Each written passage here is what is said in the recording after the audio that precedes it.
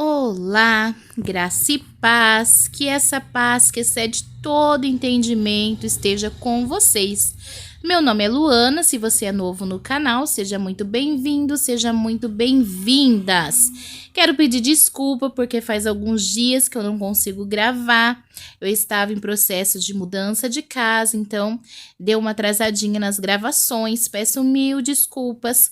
Talvez eu não consiga postar todos os dias um salmo, mas é importante que nós estamos meditando em cada salmo.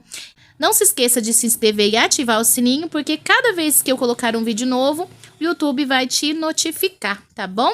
Nós estamos meditando nos Salmos, né? Então, hoje estamos no Salmos 32 do 150 que nós iremos ler e meditar. Que Deus abençoe a nossa caminhada, nos alimentando cada vez mais, como Ele fez lá no deserto, quando Israel estava a caminho da terra prometida. Bora lá então ler os 11 versos de pura vitamina dos céus. Salmos 32, poesia de Davi.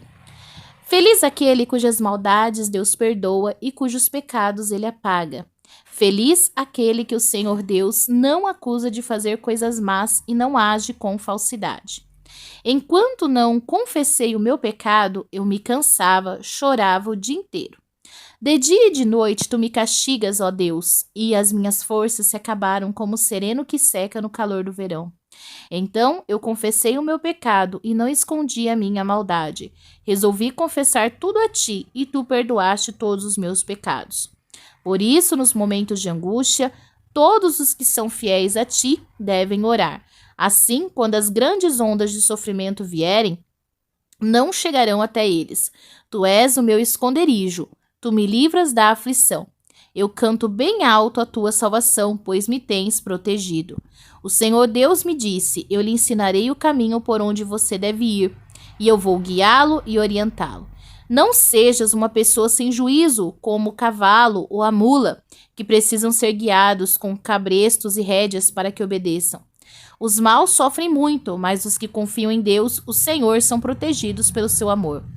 Todos vocês que são corretos, alegrem-se e fiquem contentes por causa daquilo que o Senhor tem feito. Cantem de alegria todos vocês que são obedientes a Ele. Glória a Deus. 11 versos que o Senhor preparou para nós hoje.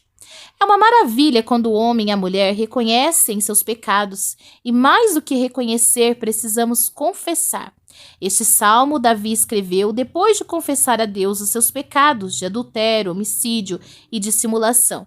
E é também o cumprimento da promessa que ele fez no Salmo 51, onde ele descreve a sua confissão e faz um voto de que contaria a sua experiência e o preço que ele haveria de pagar. Lembrando, meus irmãos, que usa algumas literaturas para fazer o comentário, e parte desse de hoje está no comentário bíblico de Wisber.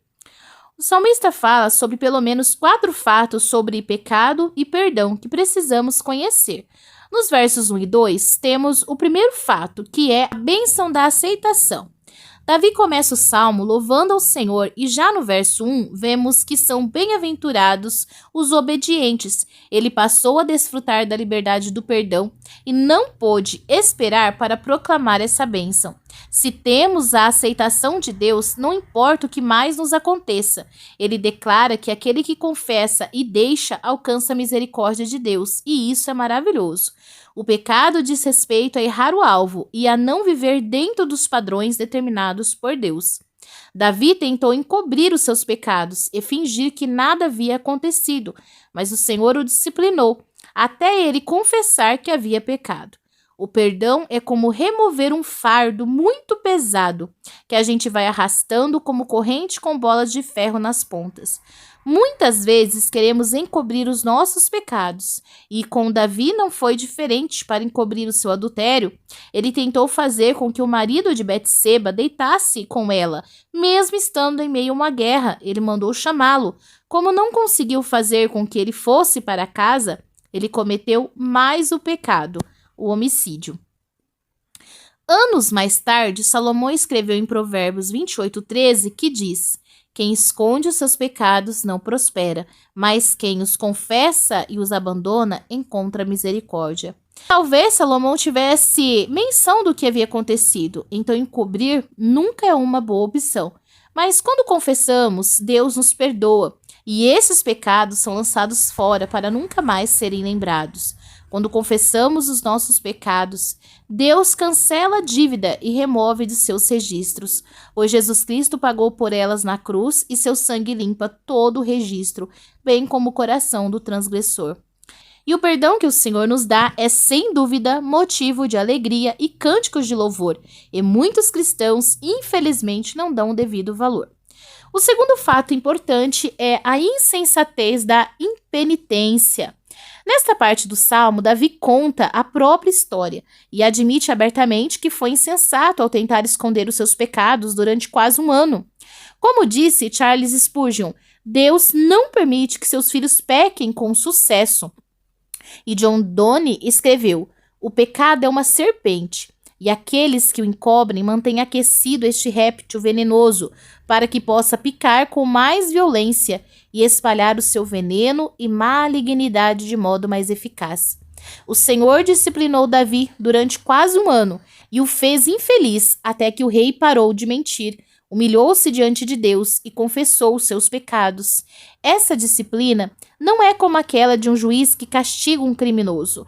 Antes, é como a disciplina de um pai amoroso, que trata de seus filhos desobedientes a fim de conduzi-los por sua própria vontade ao arrependimento.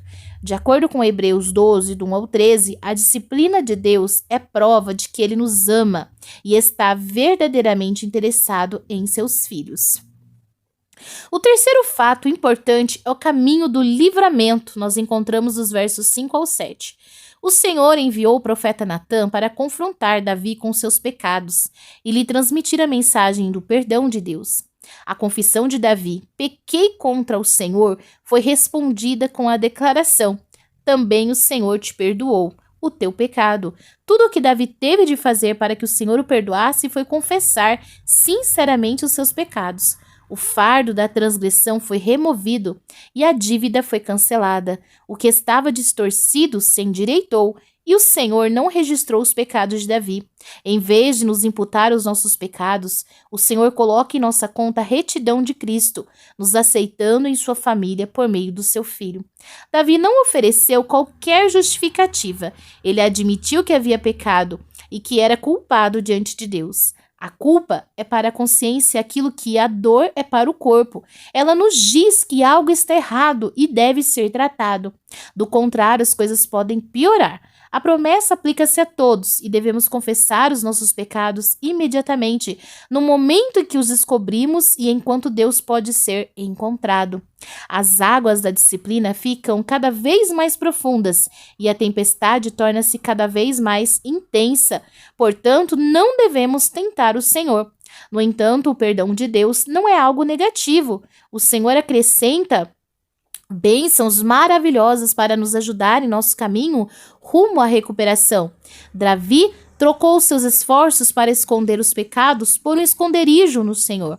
Deus removeu suas tribulações e colocou um muro ao seu redor. Mas será que Davi merecia essas bênçãos? Claro que não. Nem nós tampouco. Porém, essa é a graça de Deus que se encontra em Jesus Cristo, o nosso Senhor. Não significa que Davi não sofreu com as consequências de seus pecados. Em sua graça, Deus nos perdoa, mas em sua soberania, ele diz: você terá de ceifar aquilo que semeou. Batseba concebeu e deu à luz a um filho, mas o bebê morreu. Aminon, o filho de Davi, abusou de sua meia-irmã Tamar e foi morto por Absalão, um outro filho de Davi. Absalão tentou usurpar o trono do pai e foi morto por Joabe. Quando Davi estava próximo da morte, seu filho Adonias tentou usurpar o trono de Salomão e também foi morto. Mas Davi enfrentou todas essas calamidades com a ajuda de Deus e viveu o suficiente para juntar o material necessário para que Salomão, o segundo filho que teve com Batseba, construísse o templo. Depois que Davi foi perdoado e restaurado, dirigiu-se ao santuário para adorar ao Senhor. E lá, outros adoradores foi cercado de cantos de livramento, ou seja, de louvores a Deus pela sua misericórdia. Bom, o quarto fato importante desse salmo é a alegria da obediência. Nós encontramos os versos 8 ao 11.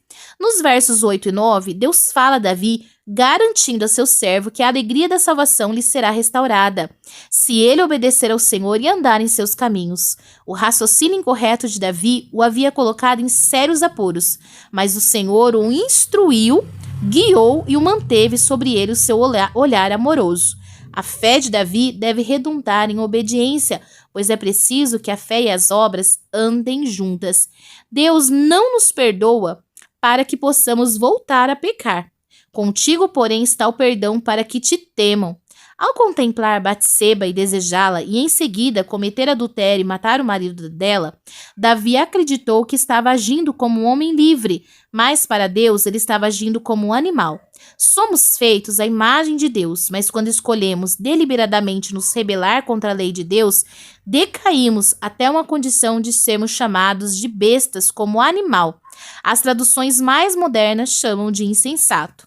Deus, ao invés de domar o seu servo como animal, ele lhe ensinaria sua palavra e o manteria sob suas vistas, cercando de misericórdia, graça e amor. Quando se juntou aos outros adoradores no santuário de Deus, Davi começou seu cântico com o anúncio jubiloso de que Deus o havia perdoado. Agora ele encerra o salmo, exortando os outros fiéis a celebrar com ele a alegria do Senhor. Alegrai-vos, regozijai-vos e exultai.